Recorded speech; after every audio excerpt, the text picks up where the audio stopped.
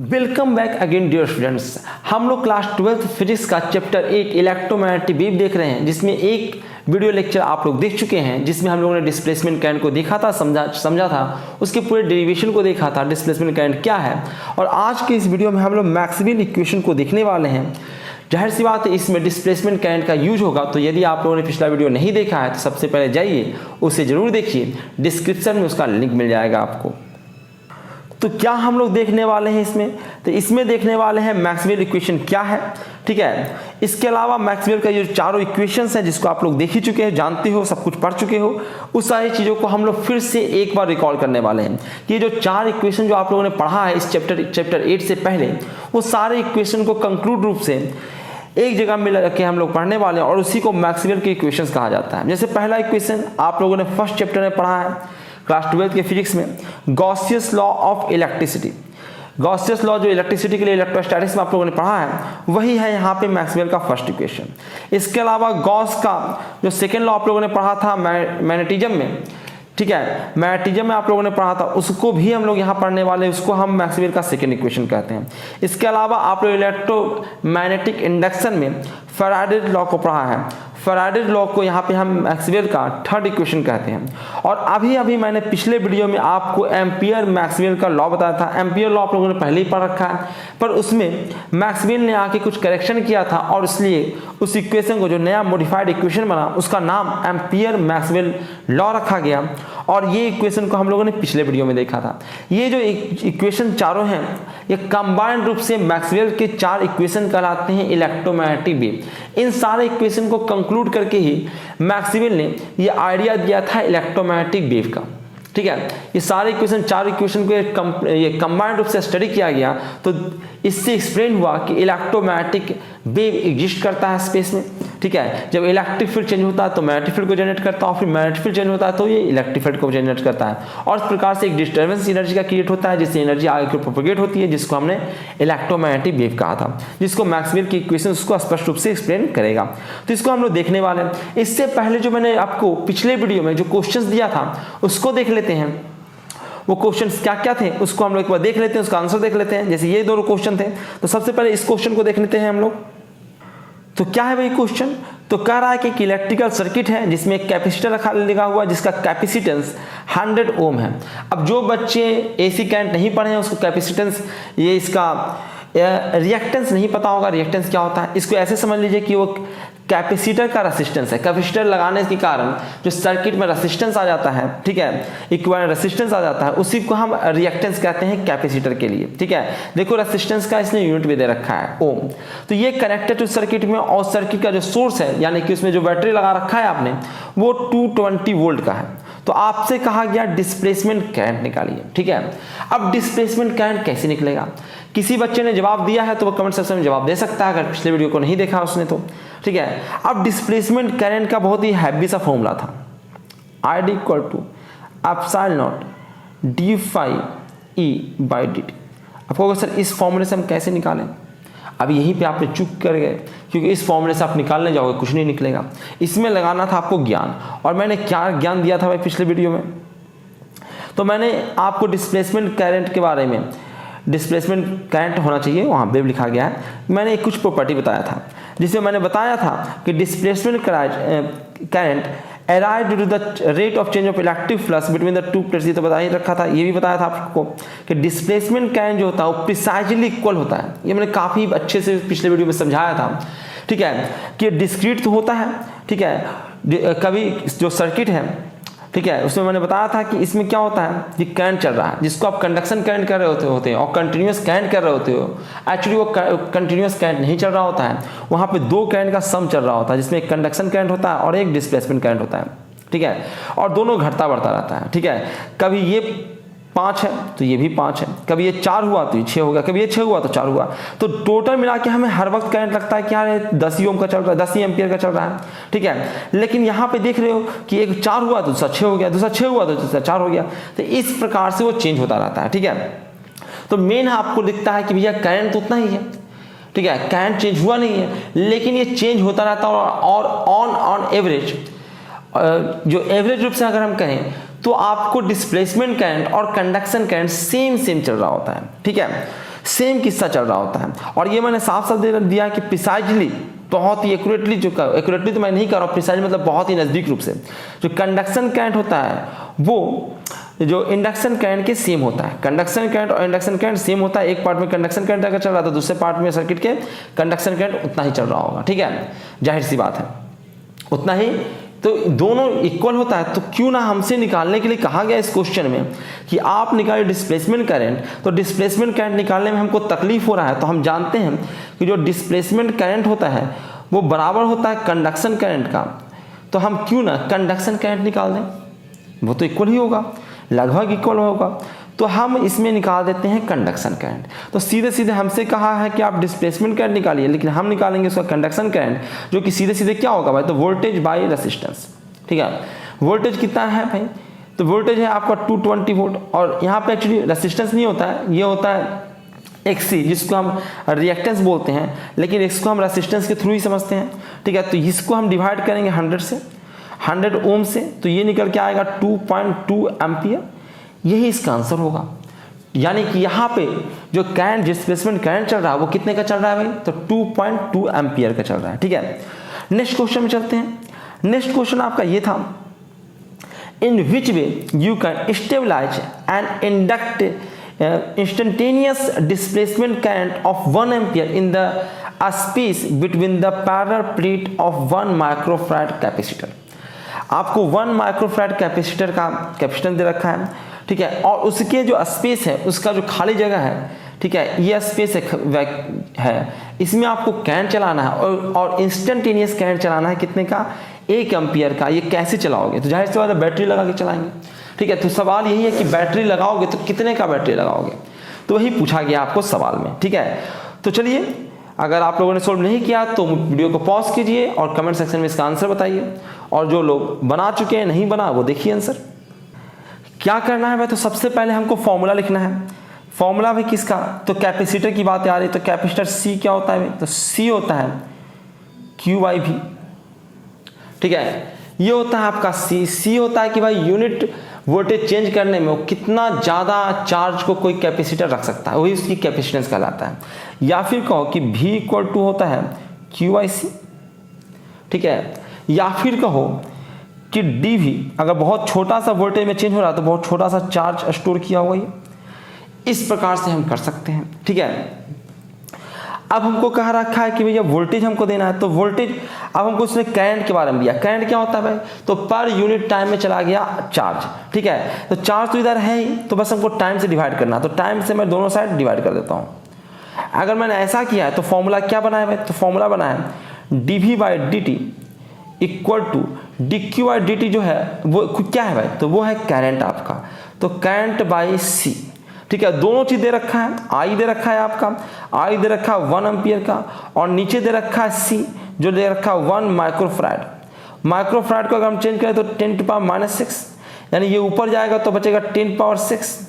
और ये हमने क्या निकाला है, ये निकाला dV/dt, यानी कि हमने क्या निकाला भाई, तो वोल्ट बाई टाइम, ठीक है। यानी कि आपका आंसर क्या हुआ, तो आपका आंसर हुआ कि इसमें एक बैटरी लगाई है, ठीक है, जिसका वोल्टेज जो हो वो इतना हो और ये चेंज हो रहा हो पर सेकेंड, यानी 1 सेकेंड में जो वोल्टेज होना चाहिए वो कैसे आप चेंज करो उससे हमको मतलब नहीं है, लेकिन आप ऐसा चाहते हो, ठीक है। आप चाहते हो डिस्प्लेसमेंट करंट को जनरेट करना, वो भी कैपेसिटर के वैक्यूम स्पेस में, जहाँ पे खाली स्पेस है वहाँ पे आप जनरेट करना चाहते हो, तो आपको चाहिए 10⁻⁶ वोल्ट पर सेकेंड के रेट से आपका जो बैटरी लगा है उसका वोल्टेज चेंज होते रहना चाहिए, ठीक है। बढ़े घटे उससे कोई फर्क नहीं पड़ता, लेकिन चेंज हो रहा है तो ये अपने आप डिस्प्लेसमेंट करंट इतने का जनरेट हो जाएगा। तो ये 2 क्वेश्चन थे।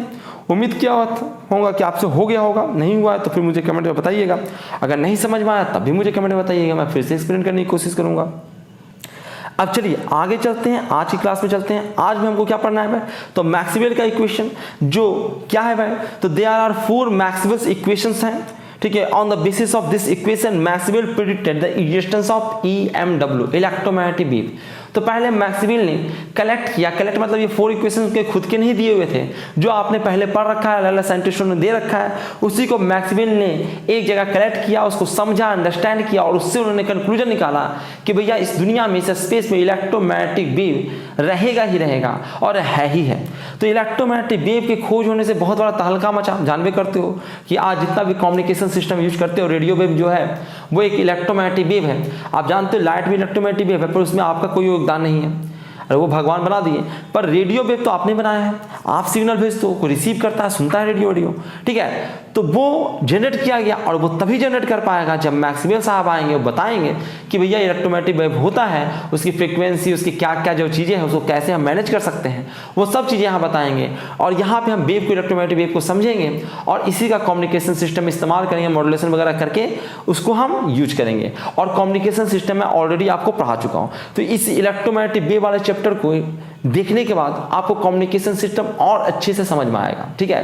तो पहले तो आप इसके पूरे लेक्चर को देखिए इलेक्ट्रोमैग्नेटिक वेव वाला, और फिर आप जाके कम्युनिकेशन सिस्टम में भी मैंने बना रखा है तो उसको देखिएगा, तो वो और अच्छे से आपको समझ में आएगा। देख चुके हैं तब भी फिर से देखिए उसको, अगर नहीं कुछ समझ में आया एक बार आप इलेक्ट्रोमैग्नेटिक वेव को अच्छे से समझ जाएंगे, ठीक है। आज की वीडियो, इसके बाद एक वीडियो मैं अपलोड करूंगा, उसमें मेन प्रॉपर्टी को डिस्कस करूंगा। यहाँ तो मैक्सवेल का इक्वेशन ही डिस्कस होगा।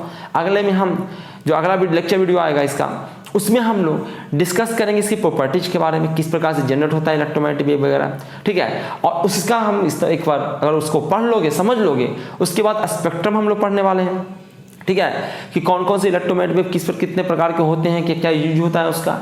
उसके बाद जाके आप कम्युनिकेशन सिस्टम वाले वीडियो को देखिएगा।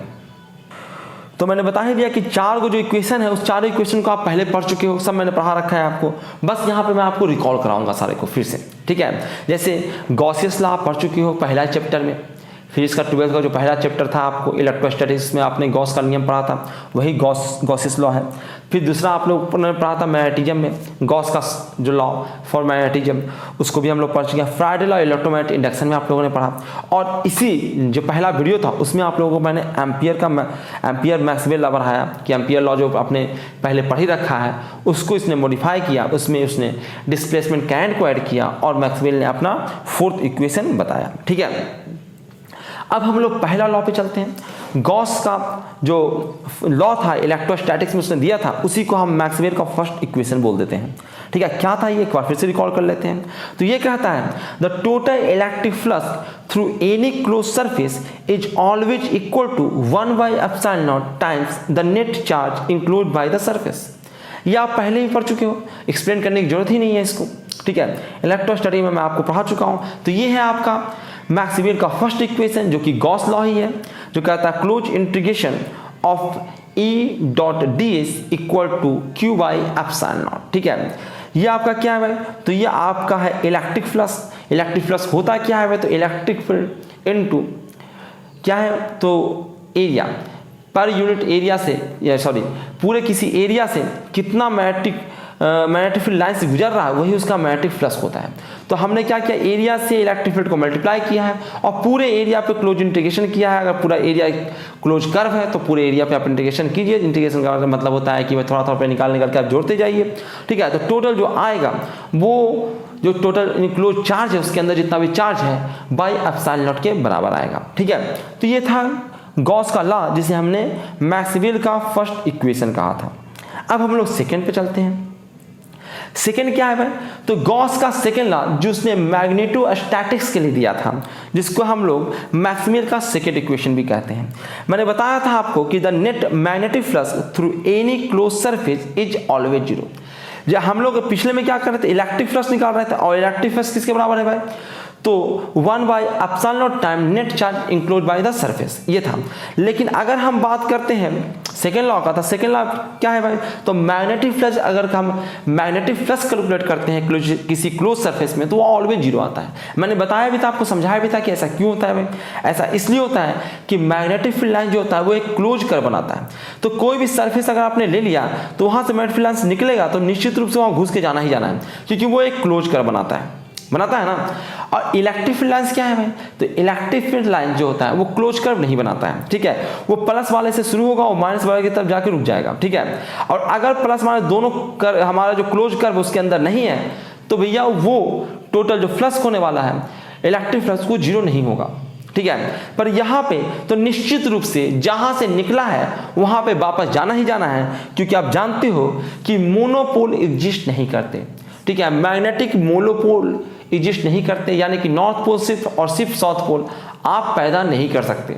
जब भी होगा वो पेयर में ही एग्जिस्ट करता है, और अगर पेयर में एग्जिस्ट करता है तो जाहिर सी बात है कि अगर मैग्नेटिक लाइंस निकला है नॉर्थ से तो साउथ की तरफ घुसेगा ही घुसेगा, और दोनों एक ही जगह है, ठीक है। दोनों एक ही जगह होता है तो कितना भी आप छोटा से छोटा क्लोज सरफेस ले लो, वहां पे दोनों पोल होगा और एक तरफ से निकलेगा तो दूसरी तरफ से घुसेगा, और उस सरफेस में अगर घुस गया तो टोटल मैग्नेटिक लाइंस ही जीरो हो गया है, ठीक है। तो जाहिर सी बात है टोटल मैग्नेटिक फ्लक्स जो होता है वो सदैव एक क्लोज कर्व के लिए जीरो ही, क्लोज सरफेस के लिए जीरो ही होता है, ठीक है। तो यही तो बहुत बड़ा था नहीं, क्योंकि आसान सा चीज़ें था, ज़्यादा यूज भी नहीं होता है, ठीक है। तो इसको मैंने बस लिखवा दिया था आपको और आगे बढ़ा था। यहाँ पे फिर से हम देख लेते हैं, close integration of B.ds equal to zero होता है, ठीक है। इसी को हमने मैक्सवेल का सेकेंड लॉ कह दिया।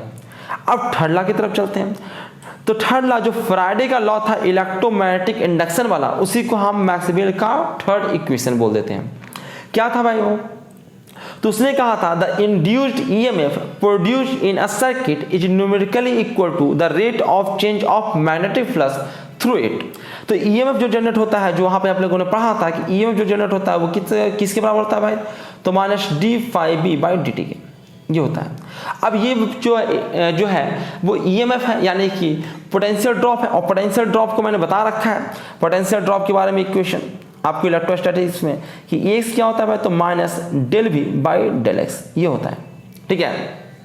यानी कि डेल वी क्या है भाई? तो माइनस ई डेल एक्स ये है, ठीक है। यानी ई की जब हम ये भी लिख सकते हैं, इंटीग्रेशन इसका कर दे दोनों तरफ, तो ठीक है। तो इस प्रकार से इसका इक्वेशन क्या बनता है भाई? तो इसका इंटीग्रेशन बनता है, इसका इक्वेशन बनता है close integration of E D L equal to minus d∅b/dt, ठीक है। ये आपका है rate of change of magnetic flux, और ये है आपका ईएमएफ, ठीक है। इलेक्ट्रिक फील्ड इनटू डिस्टेंस अगर करते हो तो पोटेंशियल ड्रॉप ही आता है। तो इस प्रकार से इंटीग्रेशन के फॉर्म में सारा इक्वेशन लिखा हुआ था, तो इसको भी मैंने इंटीग्रेशन के ही फॉर्म में लिख दिया। तो ये था आपका कौन सा? थर्ड इक्वेशन, ठीक है। ये भी आप पढ़ चुके हो, बस यहाँ पे इंटीग्रेशन वाला सिंबल आ गया और कुछ नहीं है। अब चलते हैं मेन, हम चलते हैं मैक्सवेल के। कहाँ भाई? तो थर्ड इक्वेशन आपने देखा, तो हम लोग चलेंगे कहाँ पे? हम लोग फोर्थ पे चलेंगे, जो है एम्पियर मैक्सवेल सर्किटल लॉ, ठीक है। एम्पियर लॉ को मॉडिफाई किया मैक्सवेल ने, अपना भी ज्ञान उसमें डाला और उसको बना दिया एम्पियर मैक्सवेल सर्किटल लॉ, ठीक है, जिसको हम मैक्सवेल का फोर्थ इक्वेशन कहते हैं, जिसको हम लोगों ने नेक्स्ट वीडियो में ही, पिछले वीडियो में ही देखा था। क्या है भाई ये? तो कह रहा है कि the line integral of the magnetic field equal to mu naught time the total current. Total current में हम दोनों करंट लेंगे, एक है कंडक्शन करंट और डिस्प्लेसमेंट करंट, दोनों का सम लेंगे। और किसी में हुआ तो threading the boundary by that close path, जो हमने एम्पीरियन लूप ले रहे हैं, जो क्लोज पाथ ले रहे हैं, उसके अंदर जितना भी कंडक्शन करंट है और डिस्प्लेसमेंट करंट है, दोनों का सम जो होता है वो म्यू नॉट टाइम मल्टीप्लाई कर दो तो वो आता है close integration of magnetic field के बराबर, ठीक है, ठीक है। Close line integration of magnetic field, जो कि ये है close line integration of magnetic field is equal to, ये क्या है भाई? तो क्लोज इंटीग्रेशन है, लाइन इंटीग्रेशन है, हम लेंथ के अराउंड हम इंटीग्रेशन कर रहे हैं बी का मैग्नेटिक फील्ड का, तो ये किसके बराबर है? Mu naught time conduction current plus ये क्या है भाई? तो इंडक्शन करंट है। आईडी मैंने बताया ये आपको पिछले वीडियो में, आईडी इक्वल टू क्या होता है भाई? तो एप्सिलॉन नॉट इनटू d∅e/dt ये होता है। तो ये था मैक्सवेल का फोर्थ इक्वेशन। बस ये चारों इक्वेशन ही मिलके बन गया क्या? मैक्सवेल का फोर को इक्वेशन कराता है इलेक्ट्रोमैग्नेटिक वेव के लिए, मैक्सवेल के इक्वेशंस कराते हैं। यही बस इस वीडियो में हम लोग को पढ़ना था, ठीक है। जो सारी चीजें हम लोग पढ़ चुके हैं, कुछ नया चीज नहीं है, तो इसको जबरदस्ती क्या कहना सर हमको क्लास में पढ़ाना पड़ेगा, और इसमें कुछ पढ़ना है ही नहीं तो पढ़ाएंगे क्लास में। तो ये सारे इक्वेशन हम पहले ही पढ़ा चुके हैं, तो इसको आप इससे ही कवर कीजिए, ठीक है। नेक्स्ट वीडियो में हम लोग देखने वाले इलेक्ट्रोमैग्नेटिक वेव को। यहाँ पे हम लोगों ने इलेक्ट्रोमैग्नेटिक ये हम मैक्सवेल का इक्वेशन देखा, और मैक्सवेल का इक्वेशन कैसे इलेक्ट्रोमैग्नेटिक वेव को इंट्रोड्यूस कराएगा, उस सारी चीज़ों को हम लोग नेक्स्ट वीडियो में देखने वाले हैं। किस प्रकार से प्रोडक्शन होता है, किस प्रकार से ये होता है, ठीक है, किस प्रकार से इलेक्ट्रोमैग्नेटिक वेव जनरेट होता है, इस सारी चीज़ें हम लोग नेक्स्ट वीडियो में देखेंगे, ठीक है। तो इस वीडियो में हम इतना ही रखते हैं। ठीक है। ये जाहिर सी बात है, सब डायग्राम वगैरह बोर्ड पे अगर हम ड्रॉ भी करते हैं तो आप बहुत ज़्यादा आपको फीलिंग नहीं दे पाता। तो जाहिर सी बात है, यहाँ पे अगर ड्रॉ करेंगे, यहाँ पे वीडियो चलेगा तो आपको बहुत अच्छे से समझ में आएगा। तो इस वीडियो में इतना ही रखते हैं। बहुत बहुत धन्यवाद आप लोगों का, ठीक है। इस वीडियो को अधिक से अधिक शेयर कीजिएगा, क्योंकि अधिकतर क्लासेज में ये सब चीज़ें पढ़ाया नहीं जाता है। अगर बच्चे आपके फ्रेंड्स वगैरह कोटा में हो या फिर वो पटना में पढ़ रहे हो, वहाँ भी इलेक्ट्रोमैग्नेटिक वेव पढ़ाया नहीं जाएगा, ठीक है। जगह जगह नोट्स दे दिया जाता है और पढ़ाया नहीं जाता है इसको, ठीक है। ये बहुत ज़्यादा इंपॉर्टेंट भी नहीं है। आपको जो बोर्ड एग्जाम है उसमें बहुत ही आसान चीज़ें पूछी जाएगी, जैसे इलेक्ट्रोमैग्नेटिक वेव क्या होता है, डेफिनेशन बताइए, कैसे जनरेट होता है, कौन कौन से इलेक्ट्रोमैग्नेटिक वेव हैं, उसके प्रॉपर्टीज क्या हैं, ठीक है, वो कहाँ यूज होते हैं, कौन सा इलेक्ट्रोमैग्नेटिक वेव कहाँ यूज होता है, ये सब सारी चीज़ें आपको पूछा जाएगा, ठीक है। तो ये सब चीज़ें हम लोग नेक्स्ट वीडियो में डिस्कस करेंगे। इस वीडियो में इतना ही रखते हैं। बहुत बहुत धन्यवाद आप लोगों का। वह वीडियो को लाइक करना मत भूलिएगा और चैनल को सब्सक्राइब कर लीजिएगा, बेल आइकन को क्लिक कर लीजिएगा, ताकि मुझे बार बार आपके साथ लिंक ना शेयर करना पड़े। Thank you very much.